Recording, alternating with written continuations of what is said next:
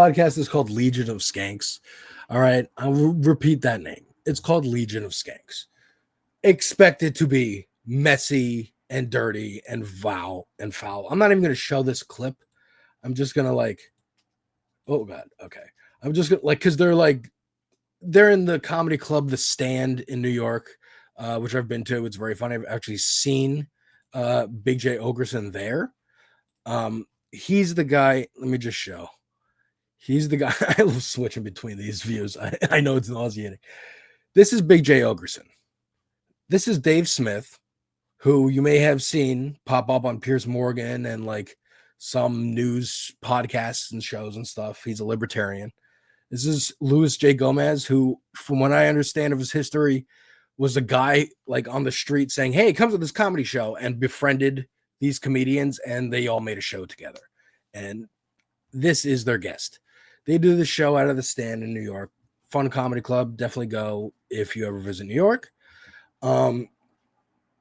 It's vile. It's messy. Big J is the funniest. He's actually a good comedian.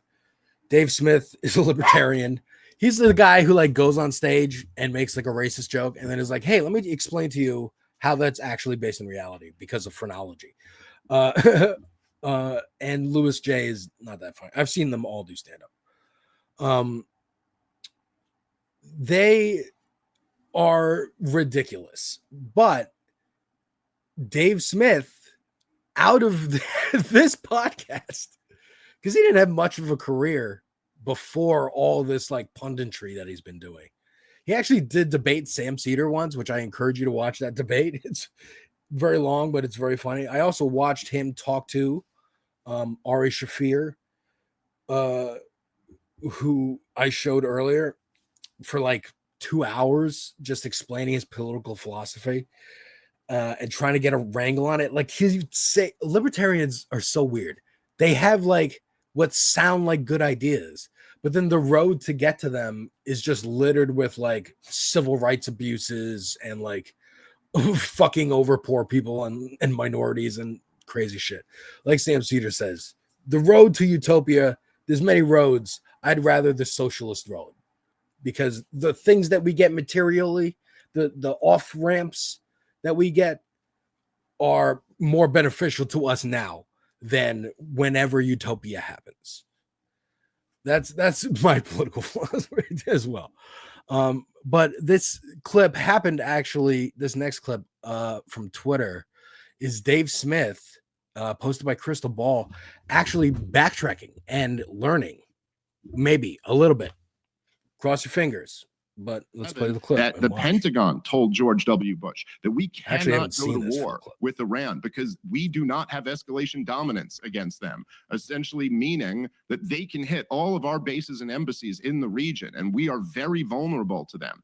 And we've already seen demonstrated since the Israeli attack that the Iranian the missiles that they sent last year toward Israel, as many of us guessed, that wasn't really their best. They were intentionally making an attack. He is a true libertarian who doesn't who isn't isolationist, done over and over again, which can come in handily. Push them to the point coalitions. Where they probably don't feel that they have the option not to respond. And Donald Trump telling them to come back to the negotiating table now is a joke. Yeah. I mean, what a impotent leader to be sitting there talking about coming back to the negotiating table. It's like sitting after Pearl Harbor and telling FDR, now's the time to go negotiate with the Japanese. Negotiations are over now. The time for negotiations was before this. And so, yeah, Donald Trump looks, and man, I supported him this last year. I apologize for doing so. It was a bad calculation. At the time, it seemed like the right one.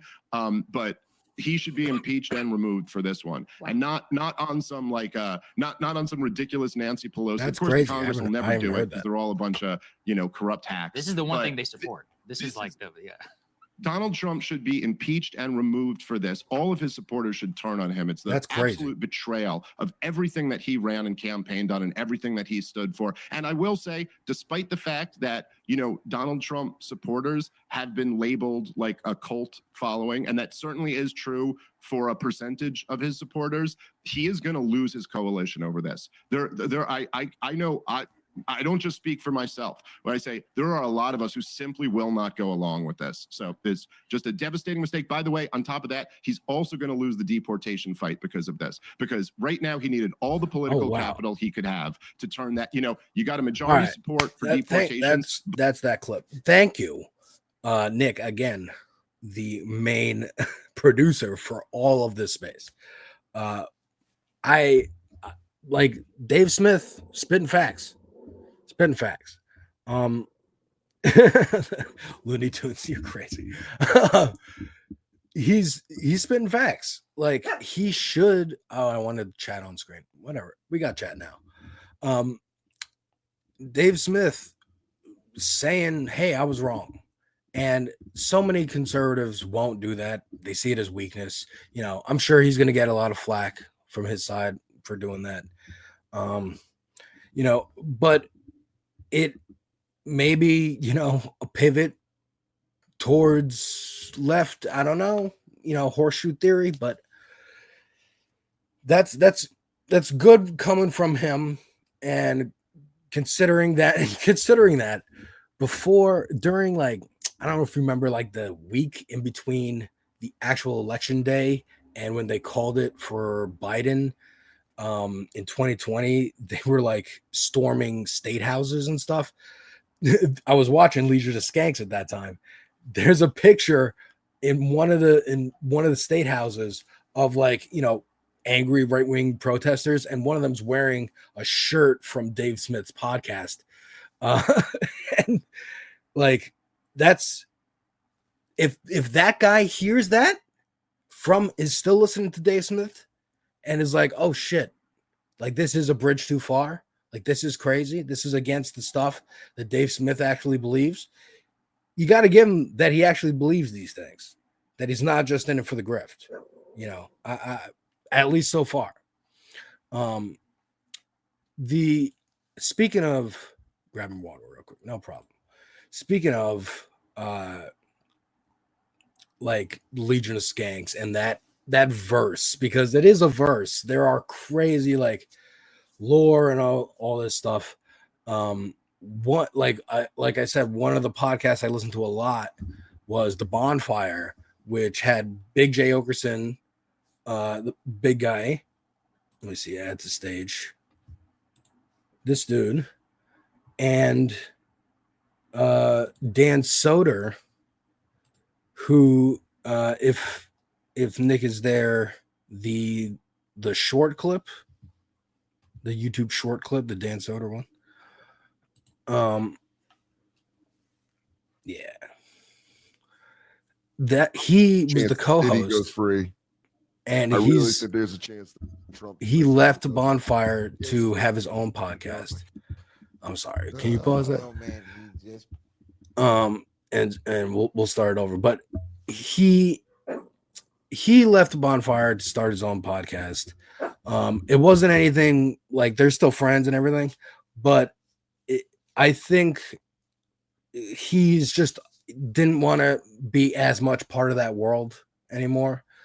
And just is interviewing friends on the couch. And judging by clips like this, I can see why he might want to distance himself, especially from like Dave Smith and some of the more crazy stuff that they get up to on Legion of Skanks. I think there's a chance Diddy goes free. I really think there's a chance that Trump just turns around and goes like, yeah, he's free. And everyone's like, oh man, he just pardoned Larry Hoover. I know. He's pardoning everybody. He pardoned NBA YoungBoy. Yeah. Like listen, he's also getting cred. If he can pardons what's my man, Charles Manson. That's honestly started letting out some people that you're like, whoa, don't put him on the street. And he's like,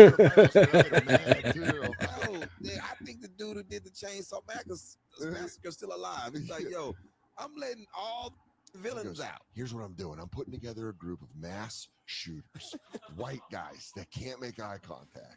That's the new Delta Force. White guys that haven't gotten pussy that wanted to shoot up a mall, and then they're just like, that's the scene where they're always in the helicopter with the red. So yeah, like Dan's just kind of likes to shoot the shit kind of guy and doesn't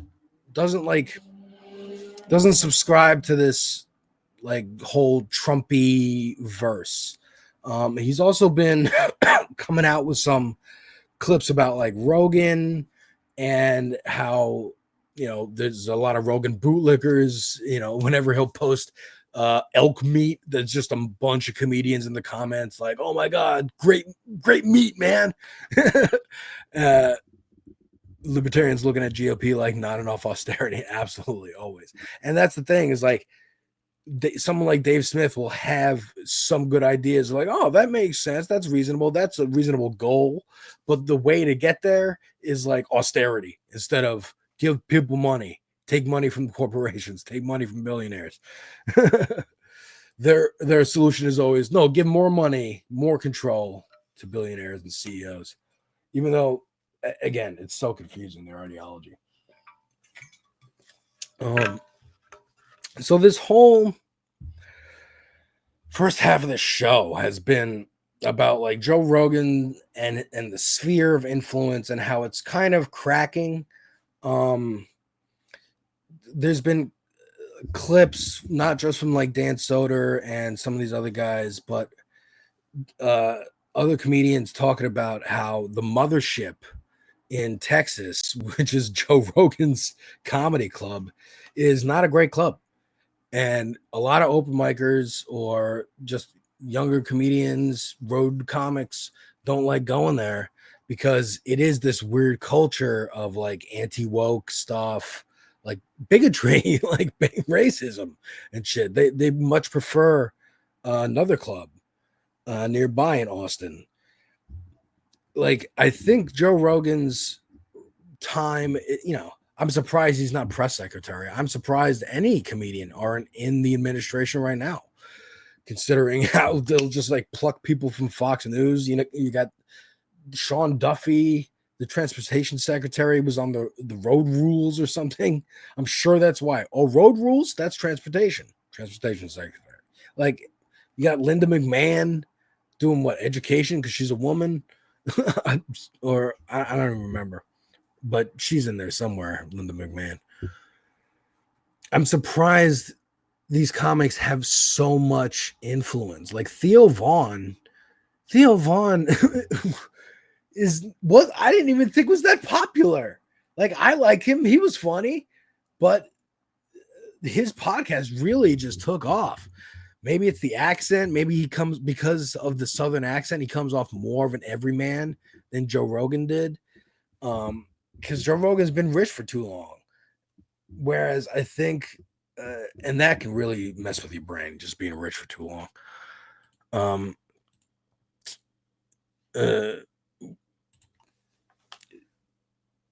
Theo Vaughn and Kyle Kalinske reported on this. I had to Google who he was. Yeah, Theo Vaughn, like, he goes back and forth too. Like, he's had Bernie on. He has had like Trump, JD Vance the other week.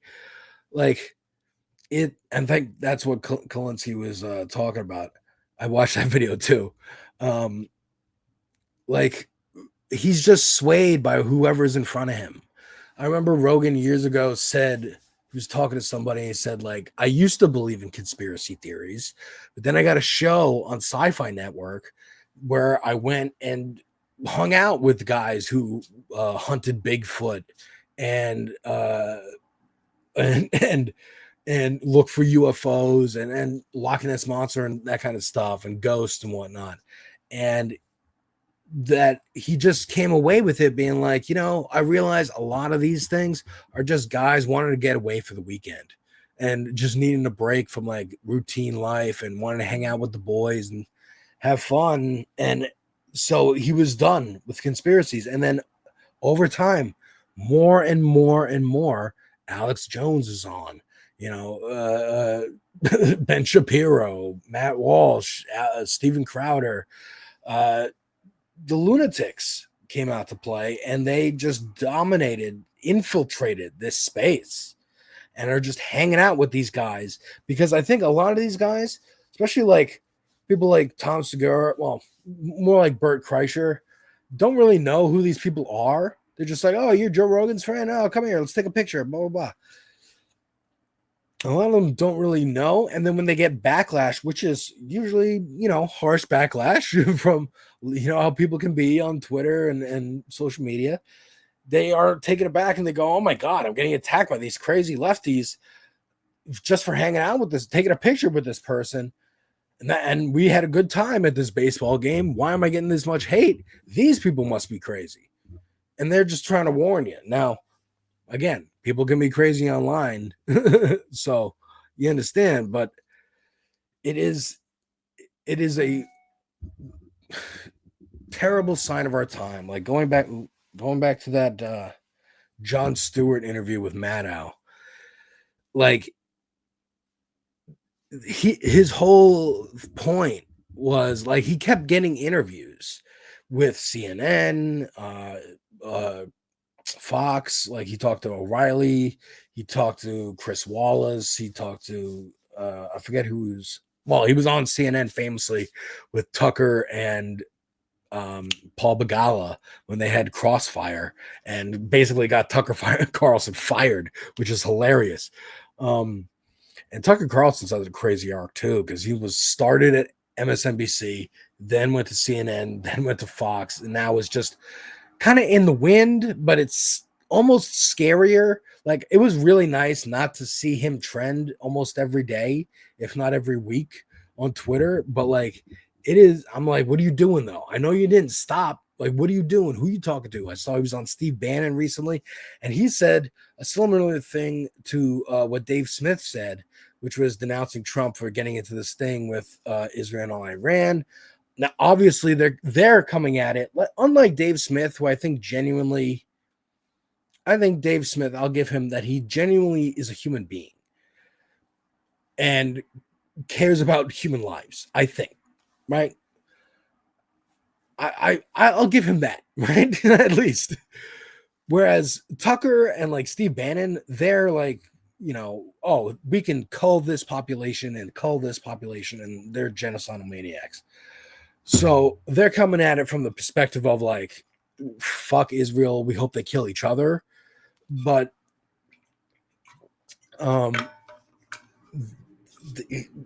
Tucker said something like, I'm sure you've seen this clip on other shows. He said something like, we got Fox News is for dumb old people, basically, and that we should have less Jesse Waters and more Mark Levin. Now, knowing Jesse Waters, who started out as Bill O'Reilly's like bitch boy, basically, like doing man on the street interviews and stuff, kind of like my buddy Jason Scoop is doing now as a freelance, open mic comedian, whatever, doing man on the street stuff, TikTok stuff. I get that. And that's content, and that's how you build your brand and shit. But like Jesse Waters was that guy. And then going from that to being on The Five and being kind of the main guy after Eric Bolin got fired, then to getting his own show, and then having that, and which was on at like Saturdays late, and then having that show become a weekly nightly show, and then having that get the 8:00 spot after Tucker Carlson.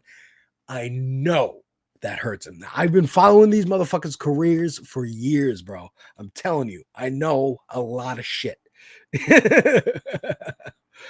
Like I knew that Hannity and Ainsley Earhart were dating way before all y'all found out. Because the news is fun to watch. It was fun to watch. It just sucks now, man. But what we're talking about is comedians and how prolific it's been, that they just keep going right wing. Like Jim Brewer, which was devastating to me. I love Half Baked. I loved his comedy show, like his stand-up. I used to watch that with my dad and get a big laugh. Like that was heartbreaking. And that came from a healthcare issue. His wife was very sick. One of the doctors basically was like, she's not gonna make it. They went to some other doctor, got a second opinion. He said, there's this chance. They did the thing. She's healthy again. But then he attributes that to God. So it goes super like religious, right? And that's from his upbringing. And then it's also the fact that like he had to go get a second opinion, and if he had listened to the first doctor, his wife would be gone. So now he's thinking about alternative medicine, and here comes RFK with this message, and that's why the whole anti-vaccine arc. Like Dave Chappelle, again, talking about half-baked, like the anti-trans stuff. I think Chappelle came from a place of like, no one could touch me. I was a king of the world. I chose to leave my show because I was getting fucked by the network. They tried to spin it out as I was going crazy, right? And then like he's running away to Africa because he lost his mind. And then he came back and he was like, no, people sided with him against the network, right? He's a hero. He got a hero complex, like Ethan Klein, like Joe Rogan with Carlos Mencia. I'm tying it all in.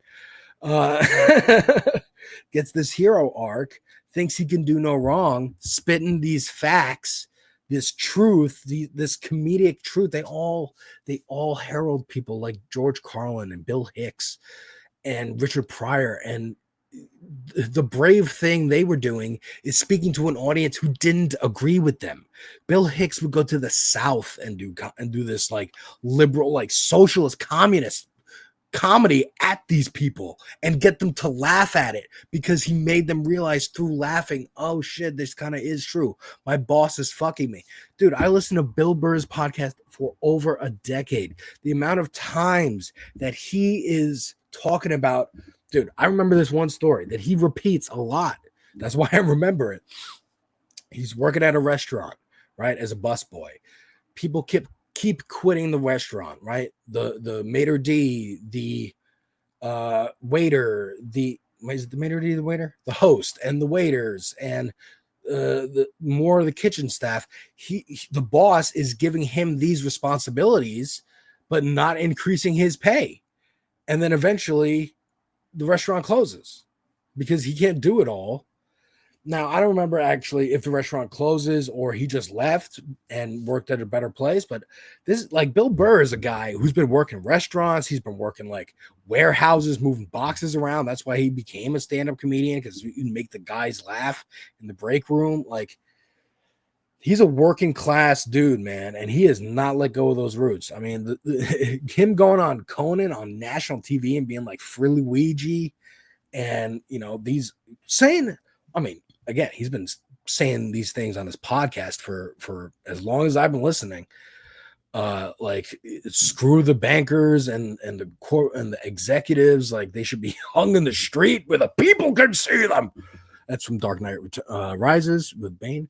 But like he's had that rhetoric, so people now realizing that, and I think Hassan has been great in like highlighting the Monday morning podcast, and Bill Burr's like frequent like socialist rhetoric without even knowing what political affiliation what he's saying is aligning with. You know what I mean?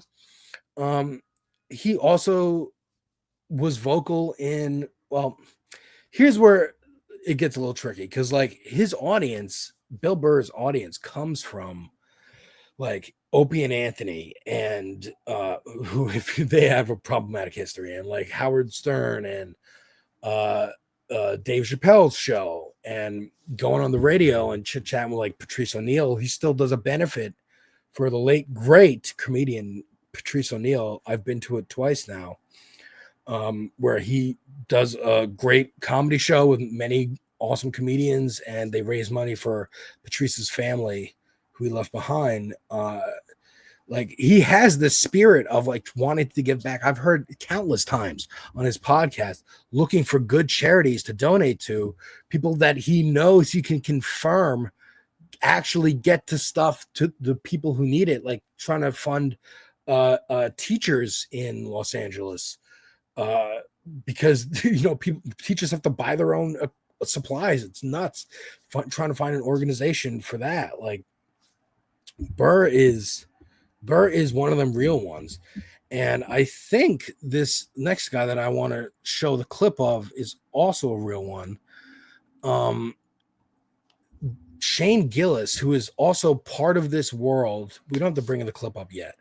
I want to talk a little bit about Shane Gillis. If you don't know who he is, in 2018 or 19, he was cast to be on SNL as a new player, and there was a controversy that this comedy writer in New York wrote about, like, oh, he's problematic, he shouldn't get this chance.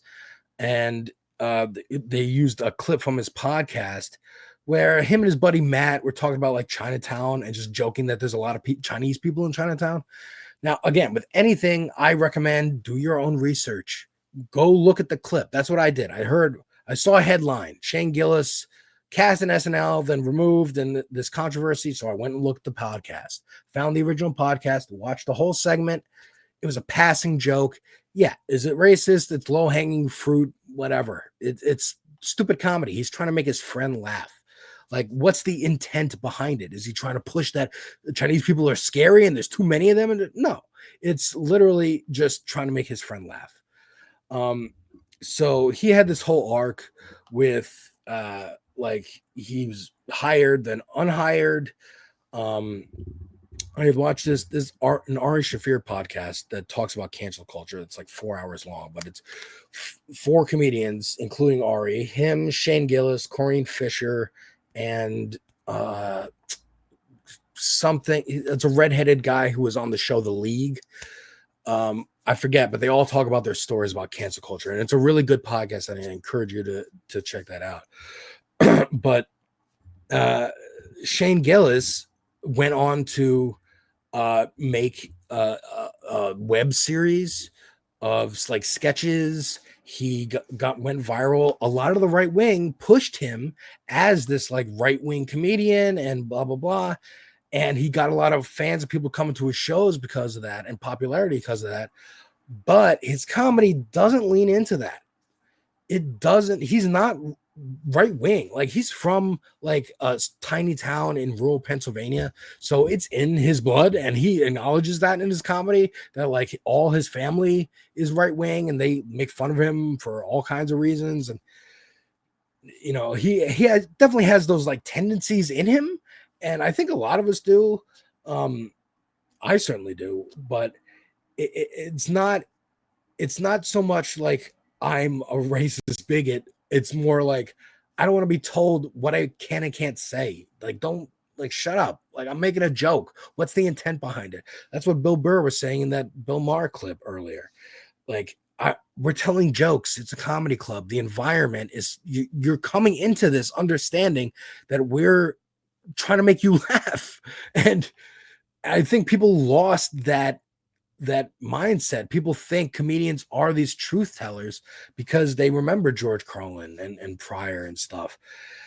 But their main intent was to get you to laugh initially. And when Bill Burr has told this story on his podcast, he went to see a George Carlin show, and it was during the end of his career, and it was terrible because it wasn't comedy anymore. It was just Carlin kind of just ranting at the audience. Now, we understand why. He realized, holy crap, I have this big audience that listens to me. I got to get this message out. Like, these corporations are fucking you, Jesus Christ. But anyways, I want to show this clip of Shane Gillis talking to Andrew Schultz. And Andrew Schultz is a comedian.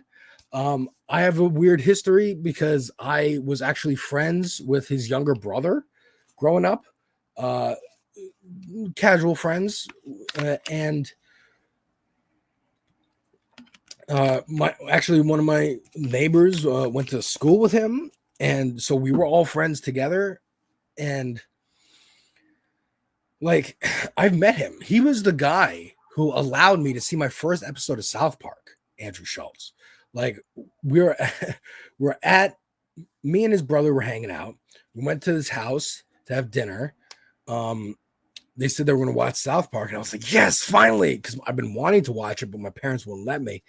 And my mom was calling. I was like, oh no, my mom's calling. She's going to tell me to come home, or that I can't watch South Park. And he was like, give me the phone. I was like, why? He said, give me the phone. And he took the phone and he lowered his voice and pretended to be his own father and talked to my mom. And it was like, yes, no, we're just going to have dinner. We're not going to watch any TV. No, he's not going to watch South Park. Don't worry about it. Okay. And then we were able to watch South Park. And I'll never forget, it's the planetarium episode. I'll always, always, always appreciate him for letting me do that. But of late, he's been falling into this right-wing pipeline because I think he's getting money from it. Now, he had a show with Charlemagne. That same friend used to take photos of the show, and then I think it's called Useful Idiots, and left, was fired because he was asking to get paid. So that was kind of shitty. But has been on this arc of just like got part of Rogan world and is just keeping the money train going. Had Trump on his fucking podcast. Like, that's insane, dude, that Trump went on this guy's podcast. This guy. Anyways, I just want to show a little bit of this clip. It's just Shane Gillis making fun of Andrew Schultz. Reframe it. Yeah, turn it up a little bit. Oh, okay. Anyway, so more questions. That was good. Some more questions. Some more questions about our cost. It was good. It was good. You really got I know the under the skin. No, but it was a good. No way. So Shane was on Flagrant again recently, and I noticed the same from the weird, Good Rant. almost competitive energy between these two as the first previous visits on Flagrant. Now, I don't think they dislike each other. I think they most likely enjoy each other's company. But if you look at some of the awkward interactions between them, it feels almost like unwilling rivals. And I mostly get this energy from Schultz, not so much Shane. Yeah. Well, thank you for giving us the energy for the question we didn't ask. Good No, break. I'm excited about it. Yeah. Excited What's about your problem, dude? Excited You had a about bad attitude SNL? when I called you Excited today. about You were grumpy when I Yeah, called I you. did have a bad attitude. Why were you being grumpy? Because you faked the whole I don't know what's going on thing, and I I didn't didn't. like. Oh, you did. You called me the day of the pod. You're like, I oh said, yeah, we oh, had that shit. today. I said, oh, shit, are we doing the pod today? How often do you call me? And I wanted to call you. I wanted to talk to you. Yeah, right before the pod. Yeah, I wanted to say, You oh, were shit. being fake. What are you That's why I was talking about? frustrated. Come What on, is man. this? Come on, man. This is how we got All right, you can pause the clip. But like, this is the energy that Schultz has for another comedian, like the guy is saying in the clip, and I recommend you watch it. It's called the good rant, I believe. Let me see, actually. Yeah, the good rant. It's a good breakdown of the dynamic here because the other guys here in this show are like regulars and they work for Andrew, so they never push back. But other comedians who are doing as well or better, they will push back. And he immediately like, oh, I forgot that you're Shane Gillis and that I can't talk to you like I talk to these other guys, and is trying to like play it off, you know. Shane has the right wing energy I was talking about is like the bully energy. Like I have that, like I want to bully like Nazis, you know what I mean? Like, so, and he has that for sure. Like he's making fun of Andrew in this clip. And, it's illustrative of that, of the fact that like, there are a lot of comedians who don't fuck with this like whole right wing movement of and try to like co-option of comedy for their own gain. Like Tony Hinchcliffe got a lot of shit for going to the Madison Square Garden and hosting the Madison Square Garden rally in the comedy community. Tom Segura has been slowly but surely distancing himself from Joe Rogan, and I think Bert Kreischer as well. I'm not sure. And I don't even really watch their stuff that much anymore, but like just seeing what they've been posting and the recommendeds I get in my YouTube, like it's a lot more focused on them and less collaborative with Joe in recent months to years, and especially Tom Segura. And I think they've just realized like either Joe's lost, like he's in fantasy land, or the money's just too much that he's like, I'm just gonna keep doing this. And they're like, I can't, like, I don't agree with this. I can't do it. Or some of these, I'm getting like death threats. Like, I mean, death threats is a huge part of all this. Bill Burr gets a lot of death threats. His wife, especially the lovely Nia, who has been on the podcast before. It's always a pleasure when she decides to pop on with him, because literally Bill Burr records his podcast like in his living room by himself most of the time. So she'll be like walking through the house and be like, "Hey, Nia, want to come join me on the podcast?" And she's great, and she's brought up the fact that like a lot of his fans were like super racist towards her, and he would kind of like, I literally heard this argument on the pod, like he'd kind of try to be like, hey, you know, it's not everybody from that, you know, Opie and Anthony show, like, hey, come on, you know. And she's like, well, it's mainly them, and I'd appreciate it if like they stopped. And I think, like, I haven't listened to his podcast on the regular in a while, but since like 2020, since the pandemic, since I had nowhere to go. But he has been steadily getting, I think, more and more so in terms of like even just seeing clips of him pop up and go viral, more and more lefty as he's gotten older and as he's had children in recent years, because like he's seeing the state of the world. He's like, God damn, dude, we got to get rid of this fashion line. Are you kidding me? My mixed race kids are going to be like, holy shit, like I'm mixed race. I've never thought about, and look, I understand my skin color, okay? But and I usually get mistaken for like Puerto Rican or Middle Eastern or whatever. But I've just started thinking about in recent days, like I might get stopped by ICE and they just might not believe my ID and just arrest me. Like I've never thought about that in my life. And it's terrifying. And I'm sure terrifying for Burr, and I'm sure it's heartbreaking for him, cutting off friendships. I know of some comedians that he's distanced himself from. And like I said, I was saying earlier, like he works, or at least a lot of his earlier productions, like a lot of his Netflix specials and his show Efforts for Families, produced by Vince Vaughn's production studio. And Vince Vaughn, I think, is a MAGA guy, but they're at least, I don't know if they still work together or if Vince Vaughn has gone more MAGA. I have no idea, but they were at least cordial enough to be able to work together and be friendly. But the divide that's happening, and especially has been pushed through like this comedy space, is really pulling people apart. Because now, like, I have a friend who still listens to my friends, listen to Joe Rogan on the regular, and they just think he's funny. You know, he's a funny guy joking around with comedians, and that is mostly what he does.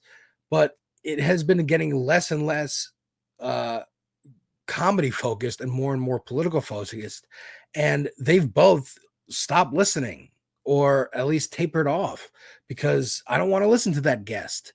You know, the thing about Rogan was that he was an all right interviewer, and he did kind of represent an everyman for a lot of people. I know Hassan has talked about his history of being a Rogan fan and whatnot. But it just